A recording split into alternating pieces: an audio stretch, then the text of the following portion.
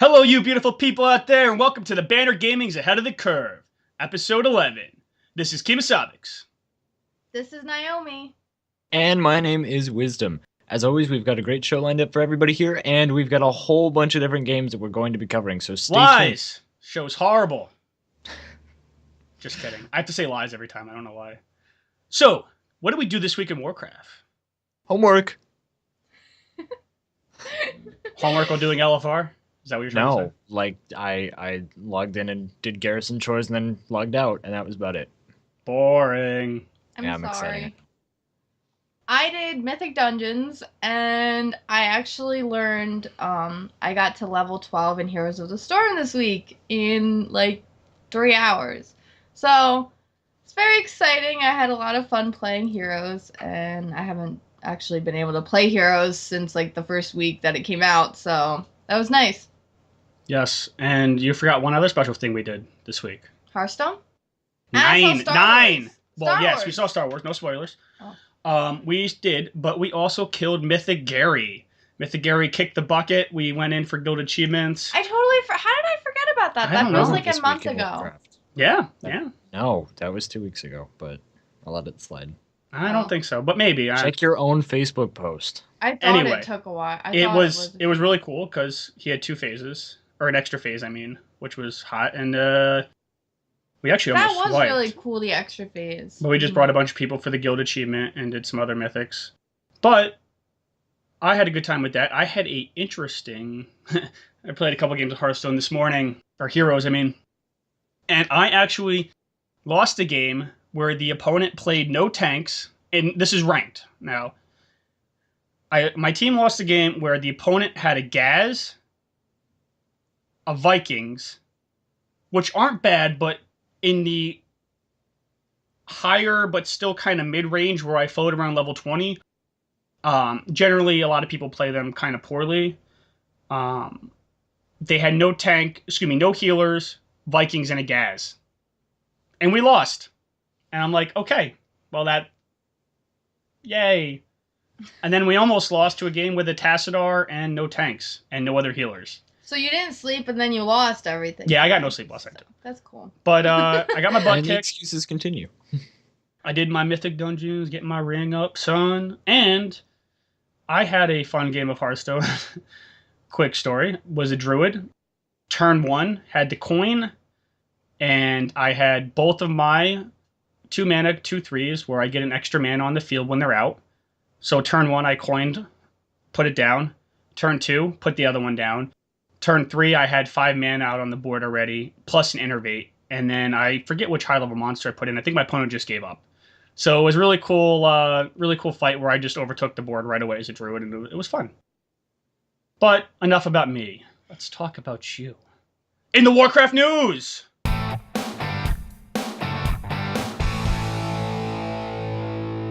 Warcraft trailer. There's a new one.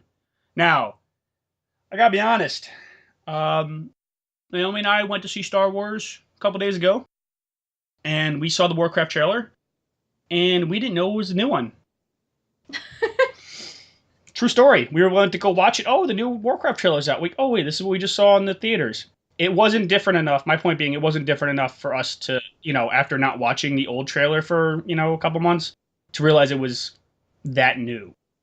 I thought there was stuff missing from it, but it was just shorter, it felt like. Yeah, it was like, this is somewhat different, but maybe I just didn't remember the first one. Yeah, well. exactly, So, and they cut the end off or something, I don't know. I think it's because it's been designed to be the TV spot, so, look for commercials having a new Warcraft trailer and things like that going live, rather than your big initial web release, so I don't you always have an think answer for it's- everything, don't you? Yeah, well, that's what happens when you actually read the information that goes along with the post. A TV spot. You should try it sometime. It's made for TV. Spot. Spot of tea, Miss Crumpet. All right, moving onwards back towards the realm. Can I ask you a question? No, I'm going to, because I am the post. host. I am the host. I'm going to ask you a question. You're really gonna pull that card? Yeah, I pulled the host card, son. All right, you don't get that for the whole rest of the year. Oh, that's a long time. I'll take a month. I'll give you a month. That's compromise. Just for Whole ahead of rest the of curve. year. So, and let me ask you guys a question. In the Warcraft trailers, and we have had 2 trailers now, am I the only one who doesn't like? I feel like the way they're going with the movie, there's not a lot of magic. Like I'm not seeing like I expected like what they have now, and I like the CGI. I hope they're not using it just to use it, but I really I'm feeling it. But I expected to see some more like wizards with kamehamehas and like, you know, magic-y kind of warlocks. Like I didn't see any spells, any fireballs, any kind of like arts of magic. Well, Is that weird?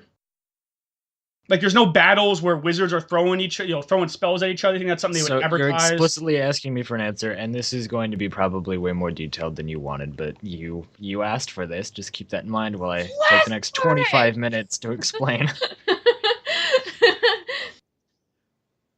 So regardless of what sort of a narrative you're dealing with, whether it's something like Warcraft or it's a book or Dungeons and Dragons, when magic gets involved, it becomes a very easy solution for a lot of complex problems. And unless it's really, really limited, it can't be used extensively, right? I mean, we could just magic away all of the problems we're having because we have magic at our disposal, and that's going to like magic toilets that just like to be used. Exactly. I wish I had a.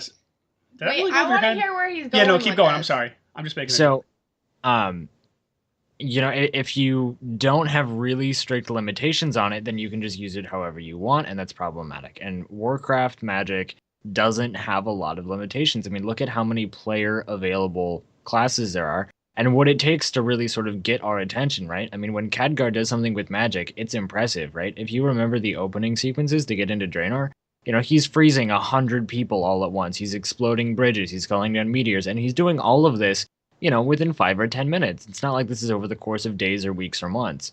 So when you've got that sort of magical power at your disposal, you don't need 2 giant armies. You need one wizard that's better than the other wizard. So you don't need your big CGI drama. You don't need all of those glam shots that you're going to be getting in this kind of a movie. You just need one really good wizard, and then everything else doesn't matter. So you're a wizard, wisdom. Do you think they'll have different specs and stuff in the movie, though? Oh, I doubt it'll be that game specific. I mean, you might see like a reference to a famous lore character who's associated with a specialization, but I don't think you're going to be like, no, we need a sub-rogue for this. Well, I guess what I was saying is like you saw the fight, Sorry, that just hit me. You saw priests.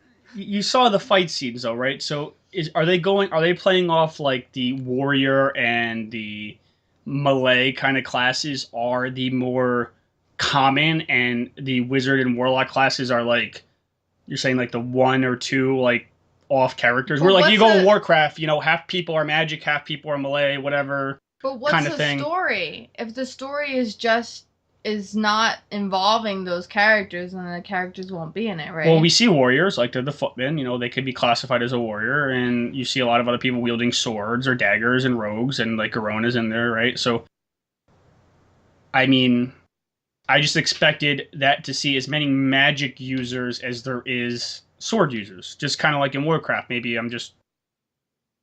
they're trying not to give spoilers away. I think that if you took one good mage as they're portrayed in the movie, they would win pretty much every single time over one good warrior. And because of that, the sort of marginalized foot soldiers don't stand a chance. So you could have 10,000 of them and one good mage, and it's just not going to be balanced. So I don't think they'll be super prevalent. That's true. I guess because magic in Warcraft, especially in the game, is not limited in a way that makes sense inside of a world-building perspective. It takes something ridiculously powerful to get our attention now. And so I think if they bring that into the movie, then you don't need 80% of the plot they're trying so hard to build, because you just magic your way out of it. Can you imagine if there's like this really cool magic, cool graphics and everything with it for, a warlock or something, and then the hunter is like Legolas or something like that, and everybody adores the warlock, and so like after the movie everybody switches from being hunters to warlocks, and then that won't be a problem this Blizzard expansion. is screwed because of the movie having such good graphics for the magic users. Now there's no melee or range damage. It's going to be like gnomes all over again. They'll be like, you didn't represent my class well in the movie. They didn't put gnomes in the I feel really underrepresented in the Blizzard cinematics. All right, here, bitch. Here's your goblins versus gnomes, fucking Hearthstone. Enjoy. Well, getting back towards the I'm news. kidding. I don't hate. your I don't question hate the just- small fractions. All right, I'm I love very golems. They're small, tiny, so you have to puntable love creatures. They don't small. matter. I don't care which faction they're associated with. I If just they're puntable, they're insignificant. I picture your panda in like a lawyer suit, like magic in Warcraft is contained but not limited to the use of wizards, warlocks, not more than 2 or you'll ruin the movie, and or the Mistweaver monk. Oh. Could you imagine if like King Varian gets knocked down and like a panda comes by and goes and like shoots, you know, that wave, like they're kind of like all like high and stuff while they're doing that wave dance, and Oh my God. then Varian's like, "Hurr!" Very out of place, wouldn't it? Yo, what if like Kung Fu Panda has like you put the Kung Fu Panda in the movie, so it's just like So are we doing Jack a new Black's show character- or Yeah, okay, I'm sorry, we got way off topic with that. So we have a blue post about collector's editions for the very, very few of you who actually care about getting a physical collector's edition, but also want your immediate collector's edition perks now.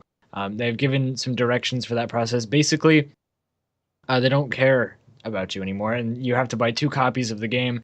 They recommend that you buy your standard digital edition now so that you get the boost and some of the perks.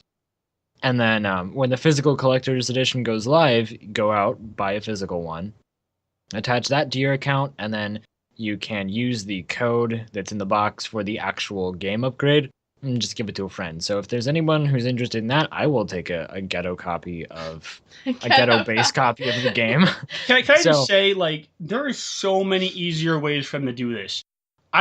When I saw this, that they didn't do anything with it again, I just took my palm and I placed it directly on my face, and then I tilted my face down.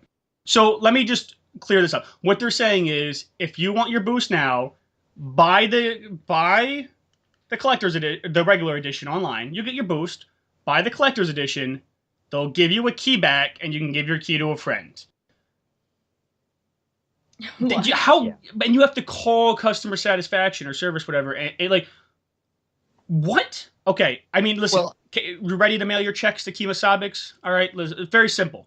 Say I don't know what the regular edition costs, but say it's $50, whatever. So you pay $50, right? Then you got the boost. You buy your collector's edition, right? Your collector's edition says $100. You put your collector's edition code in there. Boop, boop, boop, boop, boop. R2D2 shit. Bam. Right there, $50, Battle.net credit on your account to spend on Heroes, Hearthstone, Warcraft, Game Time, whatever. They just refund you it right on your Battle.net. Done. You don't have to give anything to your friends. No ghetto copies to your friends. They can buy their own shit. Okay? Doesn't that make Jared- sense? Kemosabi doesn't like to share. So, which ones of our who amongst my co-hosts are really dedicated to going out and getting a physical collector's edition? Huh? Me. I have a collector's edition of every every single single one since one. it's come Physical out. one? Yeah. I'll actually show them one of the videos. I have a soon. good I story. seriously have a collector's I edition have a good physical of every single story. one. When I first moved in to his house, I was cleaning and unpacking in his room, and all of his collector's editions fell because I fell backward and hit the like, oh, what do you call it? Like the dresser, and all of his collector's edition came crashing down on my head, and I'm sitting there in like a pile of, you know, what I thought was just crap, and he's like, "Oh my god, are my collector's editions okay?" And I was like, "What about me?" No. I just got hit by like You- $6. You know the times where you're like, "Are you okay?" "Oh, great." "Well, throw my collector's editions around." And I was so mad that his World of Warcraft was so important to him when I first moved in, and here we are.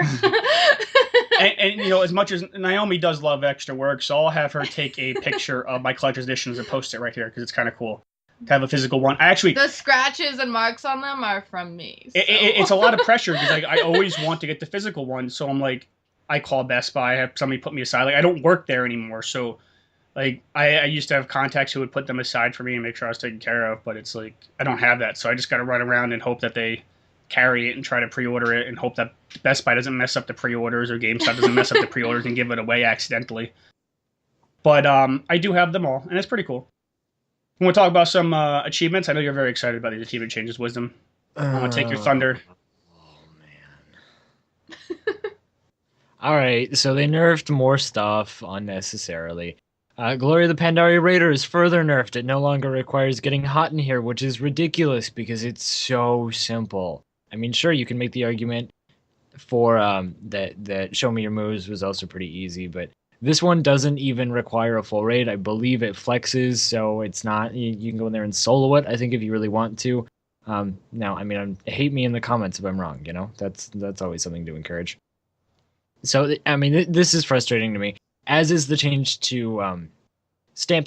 So Stamp Revolution, it's an achievement on Hans and Franz. The way that it works is if anybody in your raid team gets hit by a Stamper before the fight ends and you fail the achievement, you have to basically not get hit at all.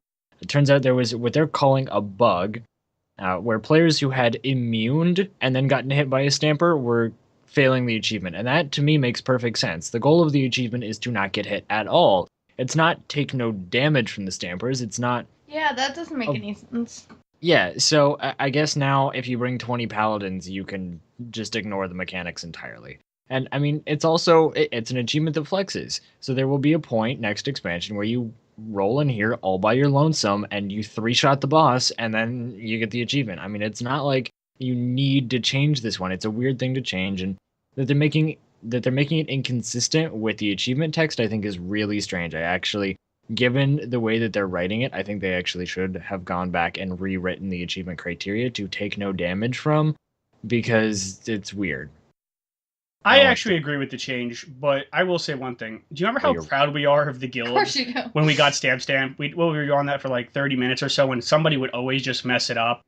And we got it, and that was one of the recent achievements where I felt like achieved. It wasn't just one of those, we're going to blow through it and, you know, whatever. Yeah, you had to try on that one. And, you know, they made a couple recent achievement changes, and the long story short of it is, you know, soloing old content and old achievements is fun, and getting the meta and getting the mounts are fun. So they took away the big amount of groupness needed for a lot of the metas, so you can pretty much, I think, solo every meta that's out now that is relative. Like, you don't need... I mean, like, only the penitent difficulty aside, it's still there. Maybe you need 1 or 2, but it's not like you need a group of 8 like the dance one. You know what I mean? You can 10. just... Or 10, whatever. You can do it relatively easy based on difficulty of, you know, your gear level and everything like that. But they made it a lot more user-friendly. Let that aside. But that goes back to the point that we keep making every week. Should it be made more user-friendly, or should the users get better at playing? Well, I think the that old it content, is kind of interesting. I think, should be user-friendly. Well, I think that there's a very compelling case that Stamp is pretty user-friendly, especially because it's something you can outgear. Now, Show Me Your Moves, and it's getting hot in here, you can't outgear those. In fact, you can overgear both of them to the point where the fight is so fast that you don't have the relevant phases that you need in order to complete the achievement. But and then you just get the achievement anyway, or no, you actually fail it because it's dependent on having successfully executed. Basically, and not no, you just have to be sensible about it. I mean, just don't go ham and use your ring red on the pole, stuff like that. Okay. But don't be a hunter. Yeah. So, you know, for something like Stamp, not only can it be outgeared, it flexes, and it's something that right now is a demonstration of skill, which, as these achievements are relevant, right, the people who got Stamp when Stamp was current did it because they did it right. They actually executed the fight properly without anybody getting hit, and that is, in fact, an achievement. Now, I mean, for some people, not getting hit is easy and second nature, but for some people, it takes a lot of time and effort and focus. And so being able to actually get through that and do it in a way that is an achievement. It was horrible. I think I died every single time we did it.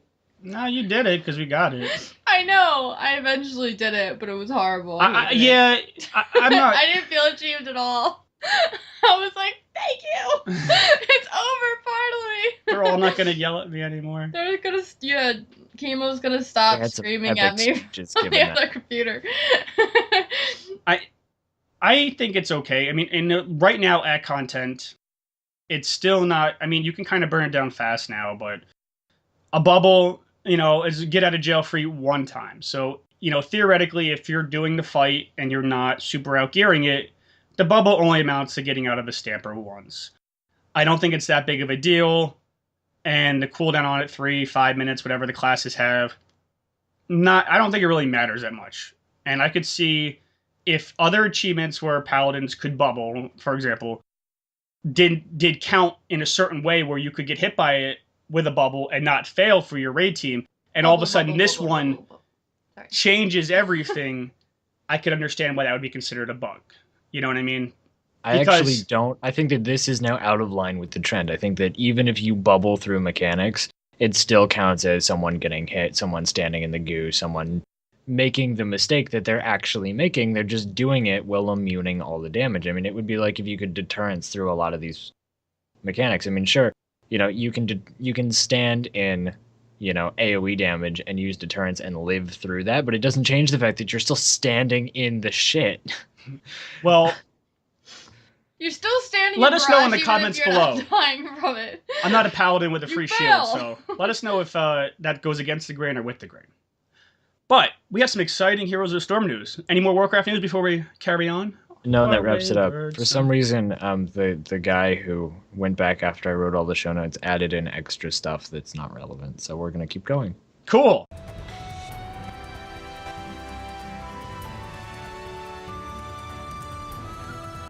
So, Heroes of the Storm. Triple tap. Triple tap. Run away in fear. There's 2 new Diablo-themed heroes coming out. I wonder if they're going to do another Diablo event. Probably not, because Diablo was the only one that actually had an event, right? I had the Diablo Battlefield of Eternity with the Diablo heroes, and the monk and everything came out. Doubt they would. Well, maybe they do it again, but it would be cool. Nevertheless, though, they have a Diablo Wizard and a Diablo Necromancer coming to Heroes. They threw up the previews. I play a Wizard in Diablo, and I enjoy the spell that you kind of channel on them and it shoots. It reminds you kind of like Asmodan's Beam. It'll probably work. I am excited for the Wizard, but way more curious to see how they're going to work the Necromancer. Yeah, what if you could revive your minions as they die, or enemy minions, and then push lanes even harder like a specialist? Ooh, I thought for sure that Xul was from WoW. Necromancer bosses are in WoW, but isn't it spelled the same exact way too? You're looking at Zolorak? Yeah, that's not a Necromancer. He's a pain in the ass paint boss. No, I know that, but when I first saw it, I was like, "Oh, is that Zolorak?" The spelling is different. There's an H in the one. Oh. In Warcraft. Plus, his name is not an abbreviation. H to the Izzo, V to the Izzo. Okay, for shizzle. Right. So you dribble down to the A. Well, I guess if you were actually singing, we might have copyright concerns. But anyway, if you were actually singing, one of the things, if you were good. So one of the things that we have concern, or that we've seen a lot of players complaining about, is that not enough challenging, skill-based heroes have been introduced into the game, especially since launch. Turns out, actually, Greymane was not the second hard classified hero, or not the first hard classified hero to be released. That was actually Rexxar. Anyway. Well, I said there hasn't been many. I did put a TM like I wasn't sure, but I know there was many. I know. It crossed my mind when I saw it the other day, so I thought it was interesting. Li Ming is supposed to be very, very skill dependent. She is evidently tuned to be like blatantly overpowered, but extremely squishy and requires really good play and positioning in order to pull off actually being decent. So I think it'll be interesting for me. I'm horrible at positioning. Well, I mean, it's one of those things that you practice. No one's ever good at it. Her first game, she was Raynor, and she went up to the tower like, "Knock, knock. How are you? Why am I dying? This is the tower. This is the butt of my gun. Let me just." I have to place it on. There's the a knife on the tower front for right? a reason, right? That's how you get rid of the towers, is you poke them with the knife on your gun. Zol, we don't have quite as much information about. He looks like he'll be interesting. I don't know what sort of revival necromancy techniques we'll see, but I'm sure that I think it'd be kind of cool if he had an ult that actually rezzed a dead hero in play on like a 2 or 3 minute cooldown. Yeah, so you get cool. legit battle res. It'd be cool, right? If a hero dies on your team, and then you get the option, like, do you want to use your ult now to res them? And they'd be like, well, Wisdom died. No. Janine died. Absolutely not. She's just gonna die again. I'll get this other guy up. But that would be cool, yo. That would be like, that would be weird though. So it would be weird, but let me ask interesting. you a question. So, Yeah. So Fine. if you were like, if you were Zol, right? Let's say like both of his ultimates, like say his other ultimate was really good, but you could res somebody with the other ultimate. Would it be better to have a stronger presence in the team fight by using the ultimate that would be more? It's kind of like the Morales kind of thing. Would it be better to have the stronger team fight presence or the utility one that may or may not come in handy based on your team comp? Would you rather have a battle res, or would you rather have a move that would work well in a team fight? I have a well, question. luckily, you get to choose. Well, if it's we're hypothetically speaking that a battle res come out, but what's Okay, your but if battle res is okay, if somebody dies, does it still mark you down as somebody that died, or do you use the battle res and you don't get marked down a point? We're just making this up. We're I know, but I'm I'm sure that saying you in get the this experience for it anyway. theoretical- I mean, you get the look at the Abathur clone, right? Is probably the best parallel to this that we've got, right? So when Abathur takes his ult to dupe somebody, then if they get killed during the duration, they still get full experience for a player kill. I didn't know that. Yeah, Really? if he expires, if he just expires, they get nothing at all. But if you actually manage to kill the Abathur dupe, then you get experience for it. Then I would pick more presence in the team because they just have to run back. That's all. Well, no, I mean, you've got to wait the 50 seconds, at the end of the game. That's true. 6 seconds. And that's what it would be getting rid of is it worth it to cut that out? Is that player that valuable? Plus, if you can res them in place. That would be the level 20, right? So the level 10 would be like res back at the place in 3 seconds, like the Diablo res when he has the soul stones. And then like level 20 would be like res Immediately. right next to you.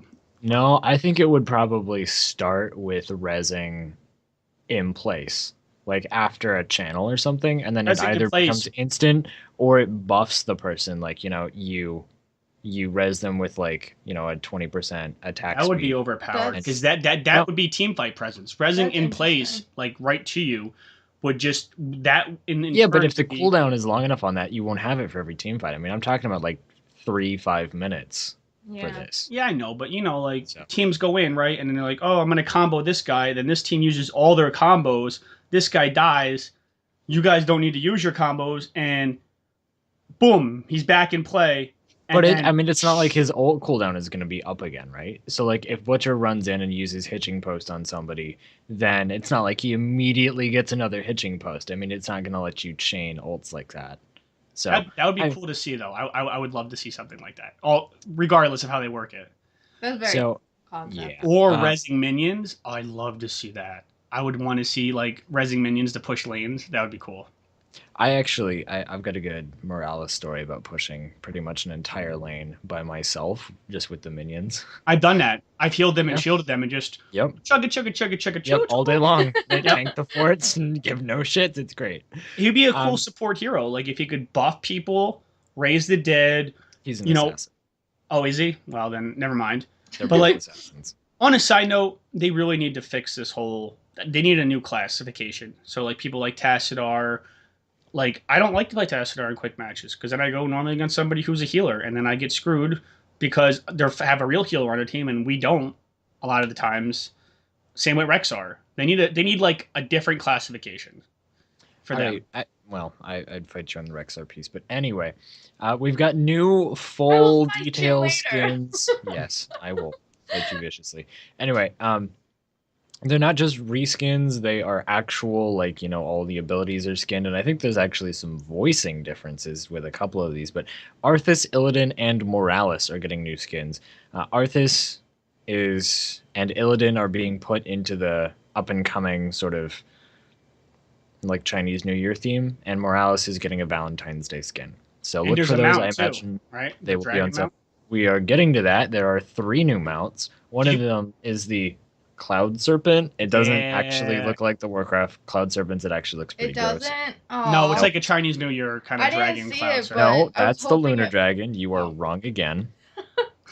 I was hoping. What are it we would up to at now? least Like, can look we get a like the World of counter Warcraft. somewhere? Oh, He's jeez. he's in the high 70s today. And then we also have a Star Chariot mount, which looks kind of like a reskinned Damn. doubloon mount. It's not super exciting. It's meant to combo with one of Li Ming's little fancy extra bonus skins. I'm sure that that'll be a bundle on release. So look for those things up and coming if you're interested. I liked it. I like the Arthas one, dude. The one where he summons like a black and red Frostworm, and he's black and red. I forget what they called it.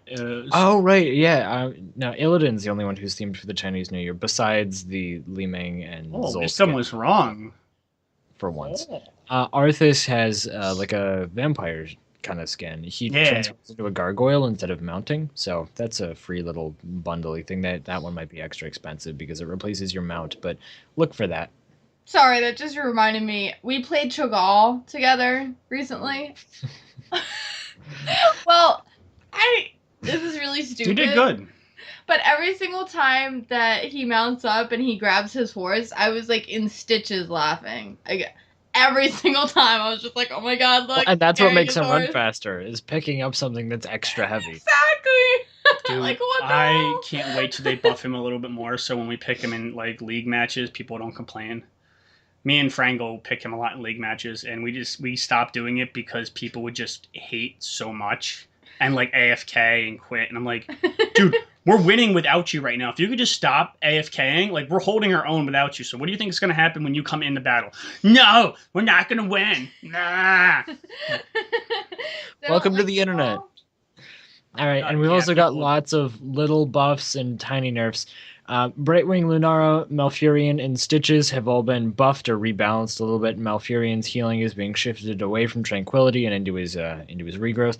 Tyrande got nerfed, and Raynor actually got nerfed a little bit. He was too durable and stunned too much. He's more squishy. Yeah. Well, not since you played him. Okay. In addition, Blizzard is responding to the sort of stun meta that's become pretty evident in Heroes of the Storm, where you just stun a player out and then they instantly die because they can't do anything about it. I felt this a couple times when I'm playing Butcher. People really get on top of you and you get 3 or 4 stuns in quick succession, and it doesn't matter that you can kill all of them given the chance. They don't let you. And healers are now being given a new... Well, the talent cleanse has been reworked. It makes a target unstoppable for 1 second and cannot be self-cast. So, look for that. Cool. It's kind of a pushback. Yeah, it's interesting. I don't like that it's only a second, and I still think it's on a 60-second cooldown. But, I mean, if you don't have anything... What do you do in a second? Well, you'd be surprised. It's not so much that it allows you to do a lot, it's that it breaks everything else. Okay, so you run away. So it's like an every man for himself save kind of thing. Yeah. Kind of. One of the things I'm not used to seeing in League play that I've got caught a couple times just because Malfurion wasn't very, wasn't played a lot, but now he got his buff. I'm getting caught by the roots a lot. And I'm just not used to having to dodge it. So he'll throw his roots on the ground, and you got him, you got a Murden, you got Kelthus, like on a team. Dude, I'm getting like thrown up in the air, I'm getting rooted. Like that 1 second just to run away would be good. I just hope they can balance it, because it's like every healer has certain talents in their tree that are like, you're getting this if you want the meta. So let's just say they make all the healers have that level 7 or level 8. Well, maybe one of the healers who have to give up something at level 8 isn't a big deal, whereas another healer, they give it up, it is a big deal. So maybe they'll make one healer get it at level 12 and one at level 8, but that's not super balanced either. I almost think that all healers should get it as a passive, like a extra button right from the bat. Like as a healer, you get to get them out of that, because that'll make it balanced. I don't see it being balanced unless all of the healers. I like that it comes can to forgo one of their talents at the same level.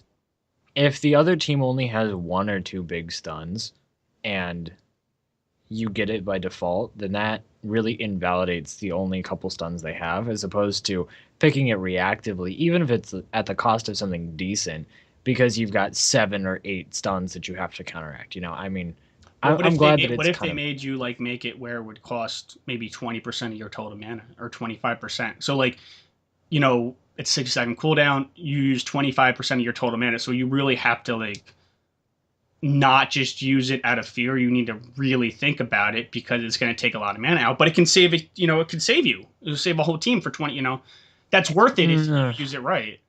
I mean, that seems like it's too high of a cost. I would want a heal attached to it at that point if it's just. You get my gifs. You know, you get my gist with it. Yeah, I do think it needs to be balanced properly. I don't know if any of these ideas are really the way to do it, but I'm sure that we'll see something, maybe more than what we have. I mean, who knows?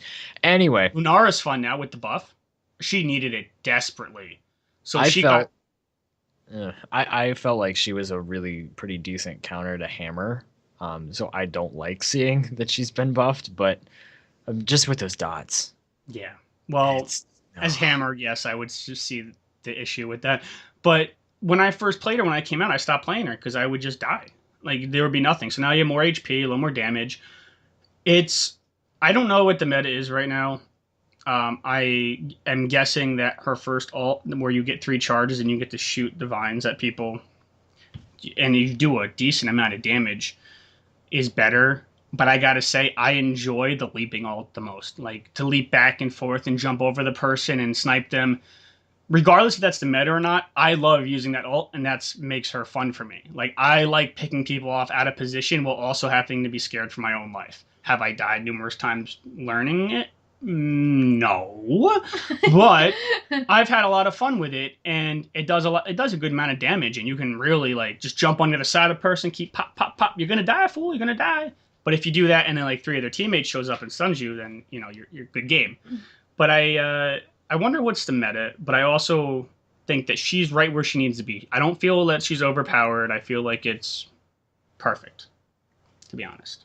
So they hit the sweet spot. Wisdom's like, I'm Hammer. I hate her. I've been playing Morales recently, which I feel your conversation about do you take the mobility or do you take the team fight presence? So are you gonna get the new Morales skins with Absolutely the love not. Morales with the heart, and you get the transporting of the little heart hanging down, running? That's not actually what bothers me about it. I just don't. It's not one that looks cool to me, right? I think that they could have done it in such a way that it did look cool, but I think that they took it too far. I actually don't like a lot of her skins because they just don't really add a lot. Like, I don't even know if I like her master skin. I'm still kind of on the fence about that, but well, it's definitely not a unisex skin, the love one. I mean, they could have, I guess, made it a little more. It's just so garish. I mean, even if it was all pink, I would still consider it if it was just not so over the top. Well, when I'm playing Morales, like, I actually play Lily, and I play her in a pink costume riding a pony. But if I'm Morales, like, Lily, I have decent survivability. If I'm Morales, like, the last thing I would want to do is have a super amount of flare and be bright pink. Like, hey, everybody, look at me, target me, kill me. I can't run away from you. If you catch me, I'm going to die. Here's a big bright target to paint on my ass. Like, Lily, I can blinding winds and run away and, you know, get my speed up and stuff. Morales is one of the stronger healers, but doesn't have a lot to, like, survive. I mean, in comparison to other ones. So her output is a little bit broken. At least that's the way it feels to me. But I would like it to be changed so that her Cadius reactor is always active. But then the level 20 gets changed so that it doesn't. The Cadius reactor. The thing in her shield that heals her when you're out of combat. I think it's pronounced Cadius. Oh, I forgot what it was called. I never really paid. I just know when I go out, I'm like a Muradin. That's how I see it. I get my health back when I'm not being attacked. Me and Muradin, I would like to see it active in combat, given that you can't really heal yourself any other way. But she can't have that. No, she's already too powerful. You have to have a downside. You have to have every Superman has a kryptonite, and her kryptonite she's really is taking fucking damage. Squishy as it is. You can't use any of your own abilities. Your on team yourself. Has to protect her in return for your team protecting and people her. in quick match don't get that. Okay, so don't play her in League then. Yeah. Hey, you get the talent, right? That gives you 25% health healing on yourself when you heal somebody else. And I take it every time. I also take the block and the shield because I need it, but it doesn't change the fact that I get a 3-shot from a good Nova. It's just I Yeah. got some stories for you about playing against stealthies. When Nova with the comes up, squishiest fucking healer. dude, you gotta throw that grenade fast, man. You gotta be like, pow. It doesn't change the triple tap. It's still death. That's true. But then you gotta have somebody on your team to stun him, or are you gonna die? One of my favorite things that I've seen done is I had an Abathur duplicate Morales with me, and we would be healing each other. That's awesome. And it was so broken. For 20 seconds or something, nobody died. That's awesome. Good We stuff. took the whole team. It was good. I liked it. Is there any other Heroes news? No, that just about covers this. All right, so let's get into the Overwatch news.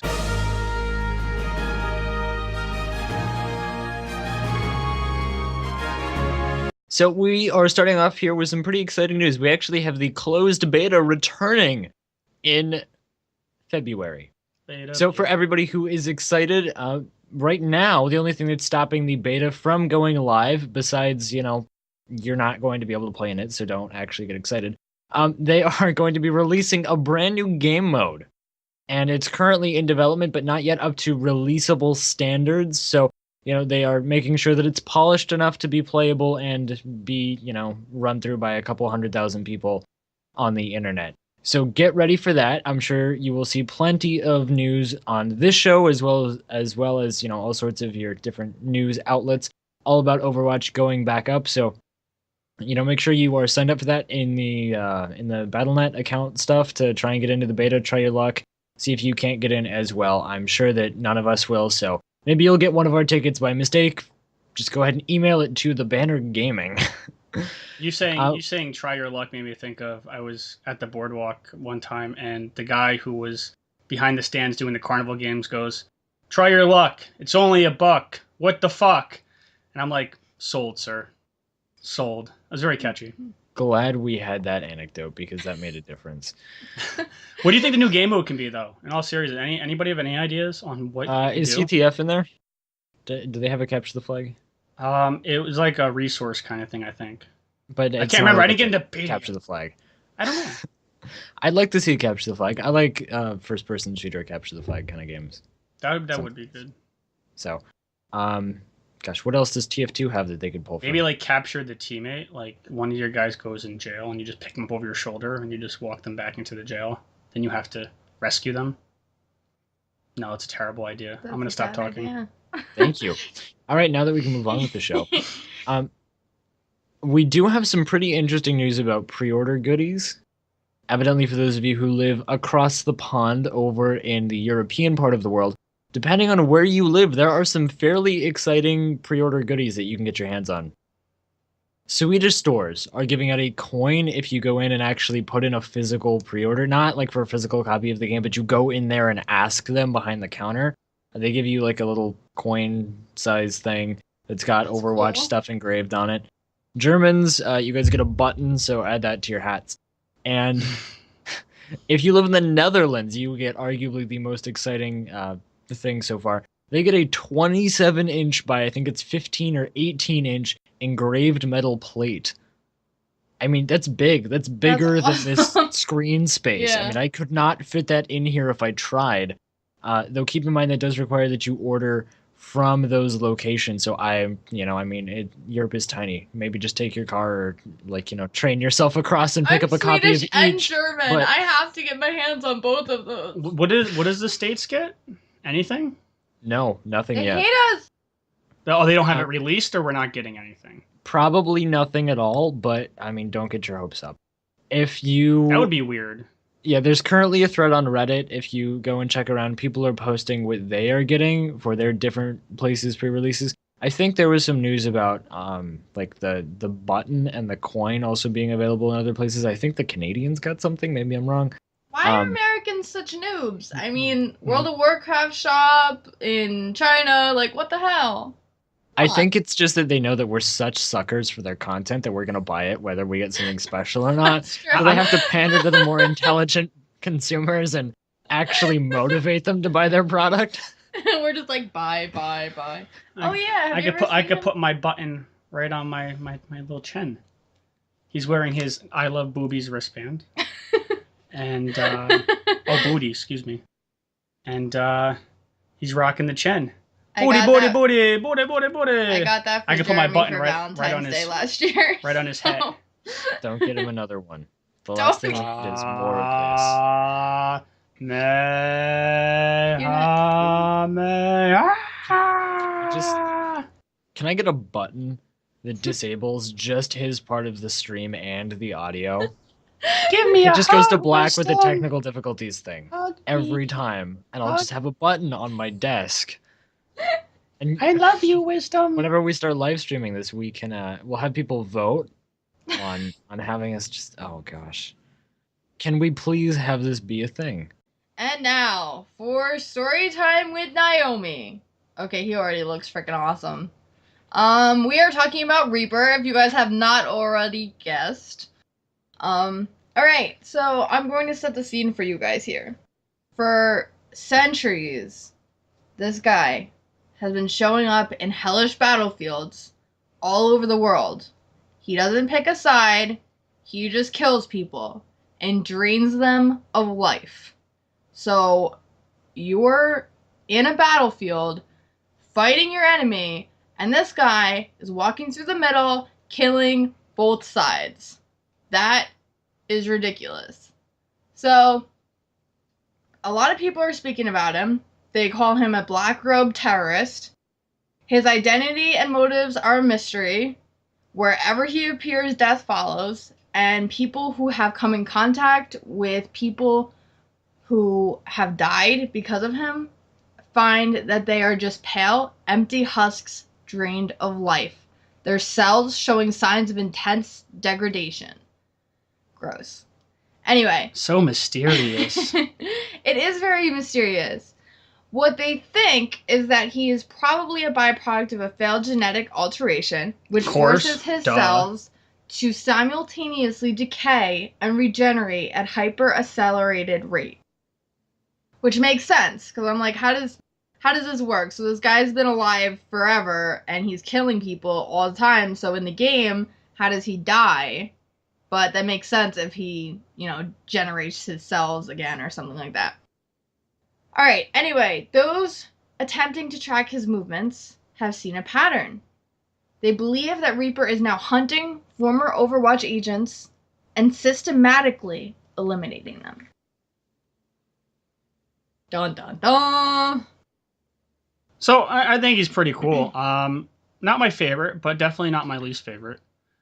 He seems to have some familiar moves that we've seen used in other games in the Blizzard universe. But he's a mystery. And there's definitely some good room for some cool development. Maybe some storyline plot droppers that go, oh, Reaper's actually Genji's great-great-grandfather who died in the Civil War of the Galaxy Gafrion in year 2016. Okay, alright. TBC DF. You know what I'm most excited about? What?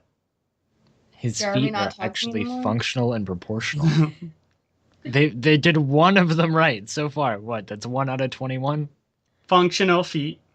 That's true. He actually looks very well proportioned. I've been watching it the whole time, and it's still not, like, I haven't found a real big issue with it yet. I actually like that he gets up on one of his toes for one of his that's very cool. shots. Well, that's a great He looks segue. Let's go into his abilities.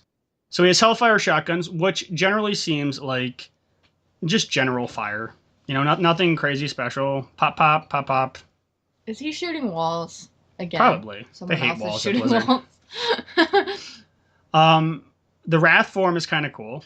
He becomes a Shadow Wraith, whatever. I call it Wrath. Melee. Reaper becomes a shadow for a short period of time. While in this form, he takes no damage and is able to pass through enemies. That's a cool part. But cannot fire his weapon or use other abilities. That's a good way to escape, a good way to attack. A lot of good uses for that. Oh, bye, Tracer.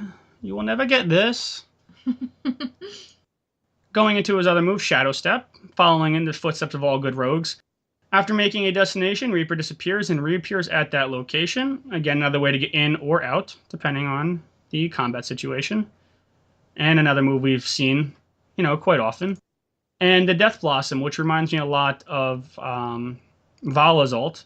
In a blur of motion, Reaper empties both Hellfire shotguns at breakneck speed, dealing massive damage to all nearby enemies. And it works just like a Vala. Pop, pop, pop, pop, pop. Everybody run or die. Your choice. I like that we're seeing a combination of Sylvanas and Vala because I think that they both play well together. And I do really, one of the things so far that looks pretty balanced about this is that Shadow Step isn't instantaneous. I mean, if that was just like a go-to right out of the gate kind of, yes, I'm going to snap in, out, around combat, that would seem kind of broken to me. As cool as it would be to play with. And I'm glad that it looks like there's a cast time associated with it. So to me, it looks like that's going to be your opener with Wraithform being your exit. So I'm pretty excited. I think it would be cool if he actually had like a passive leechy kind of thing, since that's such a big part of his story. But I don't know, maybe that's too much self-sustain. It's funny because originally, when people were talking about Reaper with me, I was like, I'm not going to play him because he's like, I don't know, bad, evil, horde or something like that. But I'm much into like the saving the universe thing and not the guy that just goes around killing everybody. Huh? He's an alliance panda. But anyway, I'm a little bit racist when it comes to the horde. I only play alliance.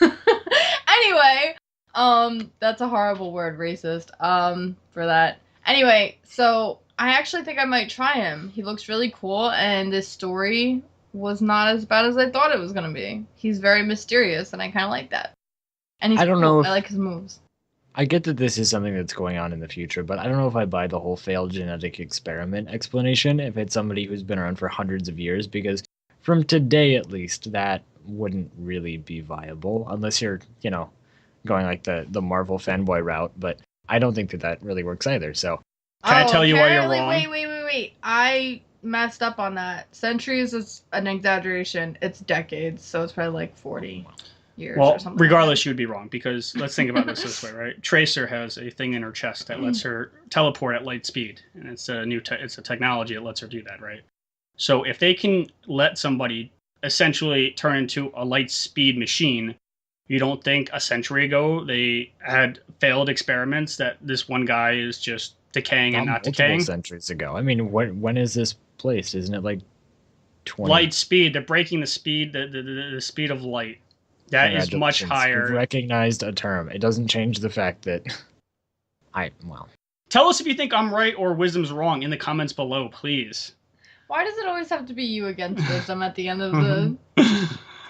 That's how it goes. He just consistently says banal things that aren't... Nobody cares. Don't make sense. Anyway. I think that concludes our episode 11 of Ahead of the Curve. Thank you all for watching. My name has been Kimosabex. I have been your editor and your co-host, Naomii.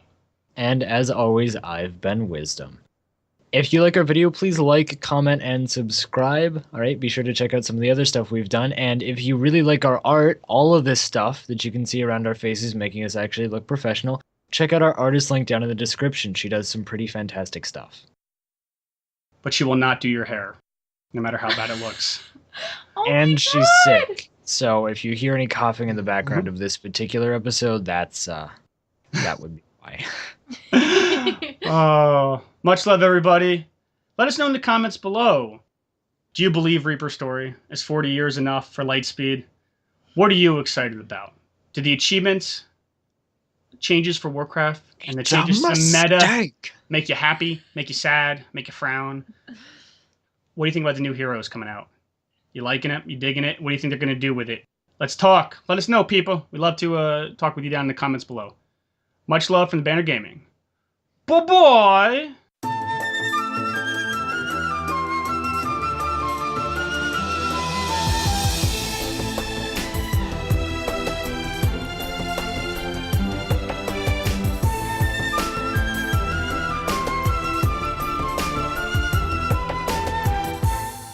Go back to your editing queue, then. I don't care. I'll put Milo in your seat, and he'll just bark the whole time. He'll be like... Kind of goes like you just stop talking like you. It's like going to. Oh, truth hurts. That's hilarious. Though. Every time Wisdom I ask her to get me water, the last couple times she's filled it literally to the top. So when I pick up, I spill water everywhere. I just spill water all over my lap.